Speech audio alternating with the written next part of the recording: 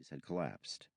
Even after decades of refurbishment, many had not been rebuilt or brought to the standards people had been accustomed to before. Olympia's municipal water system still had issues, and Haley didn't trust it. She had a filtration system installed in her house years ago, but even with that, she chose to have her drinking water brought in weekly from a company that had a small reservoir located 15 miles outside of town. Even though she had been alive before the lights went out, she had a difficult time remembering the everyday luxuries her parents had spoken of. Fresh available fruits, varieties of meat, reliable electricity, ease of travel, but most of all, fresh water. She knew that the way that people treated and respected water was far different now than in the before. When the water stopped flowing freely and easily, the well-manicured landscaping went with it. Those picturesque scenes of thick, lush lawns and endless flowering plants were replaced with robust gardens. What water people had rationed to them, they used sparingly and productively to provide the basics. It just made so much sense to her.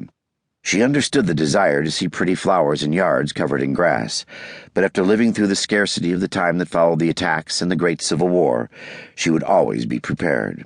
Many in Cascadia shared the same pragmatic outlook. Few looked to the government, much less to anyone else, to provide or take care of them.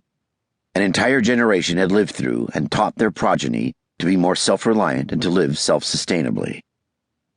The whistle of the tea kettle pulled her away from her other morning chores. She poured the hot water over the finely ground coffee in the French press, the rich, slightly burnt aroma filling her nostrils. That smell alone made her day. She made her way to the front door to pick up the dairy products that had been delivered. With the cool temperature outside, her cream would be the perfectly chilled companion to her hot coffee.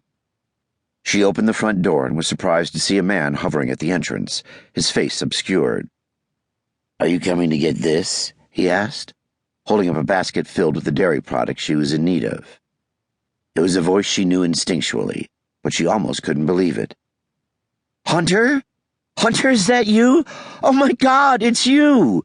Haley practically shouted. She grabbed her son into an embrace. Hugging him tightly, she said, "My boy, how are you? I can't believe you're here." "Mom, hi. Mom, you're crushing me in the eggs," Hunter said. "I'm sorry, I just didn't know I'd see you this morning. Had I known, I would have prepared the hollandaise for some eggs Benedict," Haley said, petting his hair.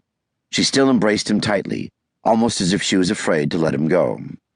"Sorry I didn't call, but I wanted to surprise you," Hunter said. She pulled back and stared into his blue eyes. Hunter Rutledge was her oldest son. He was a tall man, standing at 6 feet 2 inches, and he had the signature Van Zandt brown hair and piercing light eyes. His wide shoulders hovered over his tapered, lean body. When Haley looked at Hunter, she saw her own father. "Come in before you freeze. Sorry, I don't know what I was thinking having you stand in the cold any longer," Haley said apologetically as she led him into the warm house. "I didn't mean to startle you, Mom, but your timing was uncanny. I picked up the basket and was about to knock when you opened the door," Hunter said with a slight nasal edge to his voice. His nose was a little stuffy from the cold, damp air. She took the basket from him and rushed back into the kitchen. "Do you want some fresh coffee?" she hollered. "Sure, sounds good," he responded as he took off his coat and walked into the living room. He looked around. It had been a long time since he had seen his mother. The house she now lived in was not one he was familiar with. She had moved into it after his father had died a few years ago. Tired from his long journey, he sat down in a Victorian-style winged love seat. Haley rushed into the room and placed a coffee mug on the table in front of him and turned to go back to the kitchen. She took a few steps and quickly turned back around. "You take cream with your coffee, right?" Yeah, thanks, Mom."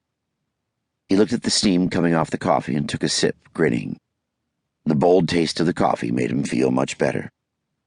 Haley came back into the room and took a seat in the chair across from him. Gently holding her mug in her lap, she asked him a few questions about his travels. Haley was very excited to see him, but also nervous because he had shown up with no notice. She kept many of her family secrets close to her chest, and now she was sharing them with John for the interview. She would have a time and place when she would share things with her sons, but she wanted to tell them when she was ready.